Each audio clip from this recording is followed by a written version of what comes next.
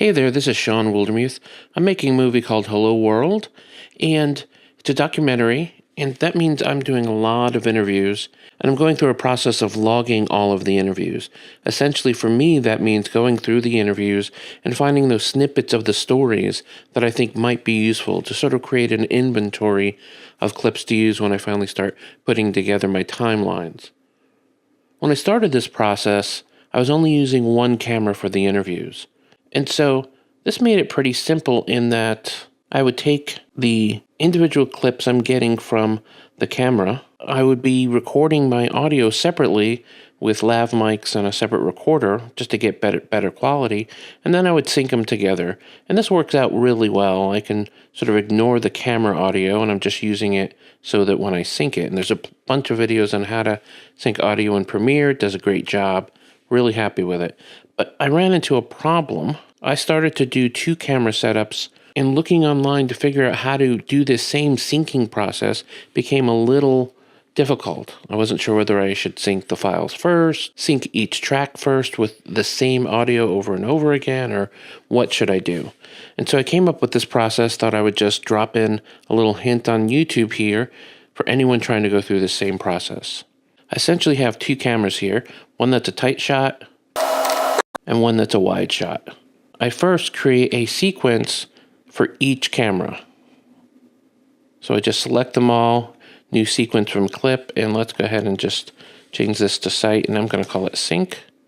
I'm going to move this up into the parent folder just so that we're not dealing with all the files at once. And then I'm going to do that also for the wide shot.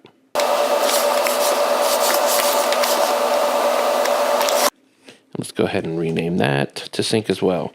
So I end up with two different sequences that just have the tight and the wide, and they have the audio directly from the camera.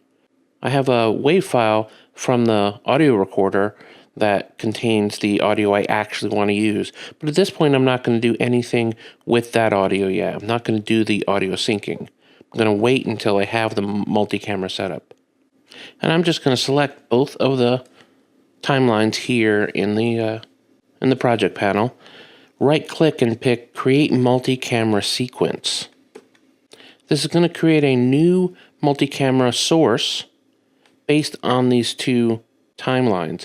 And I'm doing it with timelines because I want to include a source for the entire shoot, not for each video individually. For me, I'm going to use the audio from each of the cameras to sync up the two cameras together, and make sure and unclick this awful default option, which is move the source files to process clip spin. And then I'm just going to use the cameras by enumerating them, camera 1 and 2. You could have track names and clip names, but I'm not going to worry about all of that.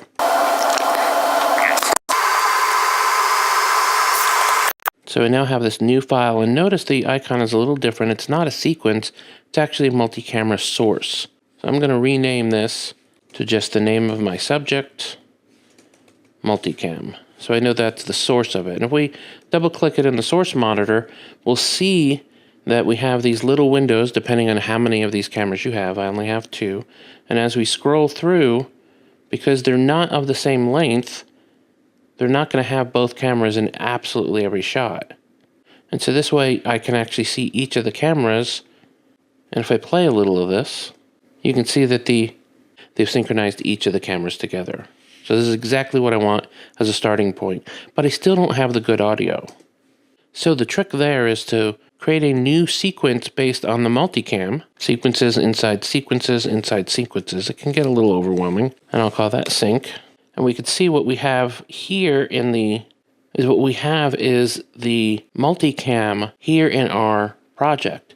Now you can see it doesn't look any different from any other sort of source you would use. And that's because this magic button here, toggle multi-camera view, isn't clicked. I actually had to add this button to my panel by looking at the button editor and grabbing it and putting it on there so that I could actually look at it. So let's click that. And what we can now see is that in the timeline, we're seeing the multi-camera setup. And if you haven't done this before, it's kind of interesting. I'm going to undo what I'm about to do. But if I start playing the sequence and I start changing the camera setup, which ones I want to use, you'll notice it's red because it's telling you it's going to make a change. Let's stop it. And it's actually created cuts. Let me expand these tracks so you can see them. It's actually created cuts so it is switching between the two cameras as we want it to. Now, I'm not nearly at that point. I'm just at logging, so I'm never going to actually change the cameras. I just want the source of the multicam to be there when I'm doing the actual editing. So the problem I have now is I have this great multi-camera setup with awful audio. And this is where I finally go ahead and do the audio syncing. So I'm going to grab the wave of the lav mic. You can see that it's a lot hotter. We're getting a lot better audio there. And then I'm just going to simply select the two and use our old synchronize. And this will synchronize the audio track based on the other audio track that was combined for the two camera setup. You'll see the two camera setup actually has a stereo track, and that's because it's combined the audio and the video together, but I want to throw those away completely. Now that we're synced, last thing I'm going to do before we log is I'm going to duplicate my sequence, because after I do a sync, I don't want to actually edit that one directly. I like to have a copy of it right after sync in case I need to go back, in case I screw something up. And I'll just call it clips. That's the one I'm actually going to do the logging from. Let's clean this up a little. And in that case, I'm just going to go ahead and delete that track that contained the audio from the camera. So now all I'm left with is the two camera setup and the good audio synced together. I can start to do logging, creating sub clips from this to be the inventory of my actual interviews. I end up here with a bunch of individual clips that contain the tiny little parts of the conversations that I think are worthy of being in the film. And we can see if we look at one I did earlier, here is a clip of Phil Hack, and it's just that little piece of the story that I wanted, but it's retaining the two camera setup so I can make decisions later about which camera to use or even to switch back and forth between them. Hope this helps you. If you have a better way or a smarter way of doing any of this, please leave me a comment at the bottom, and thanks for watching.